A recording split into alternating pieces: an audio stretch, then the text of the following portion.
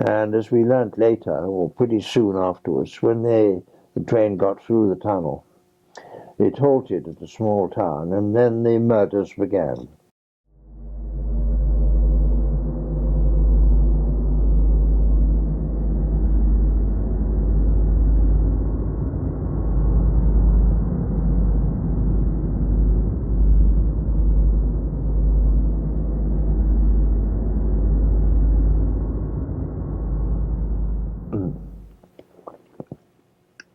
I've been told by some witnesses who were there that once they did board the cattle cars that were to take them to where they thought was Italy, locks were placed on the outside of the cattle cars, and then they finally did in fact realize that, too late maybe, that it was all a deception and that they weren't really going to... But that was perfectly true. These great, they weren't carriages, they were cattle trucks.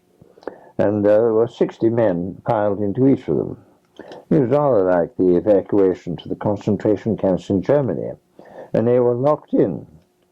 And then not until they were securely in the vans did the Tito partisan troops who had been hidden in the station buildings emerge to take over the guarding of them from the British soldiers. And some of the wagons were very old or badly constructed, and there were gaps between the planks.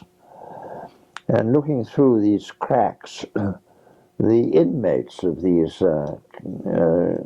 vans could see what was happening and recognize the red star of the partisans. And then they began hammering on the inside of the vans. But of course they couldn't get out because they were locked in. And it was at that moment that there were...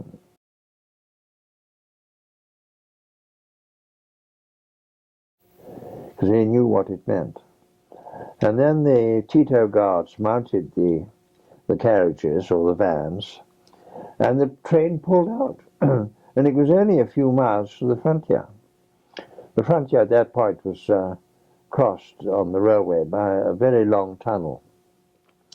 And the northern end of it was in Austria, and the southern end of the tunnel in Yugoslavia. And as we learnt later, or pretty soon afterwards, when the train got through the tunnel, it halted at a small town, and then the murders began.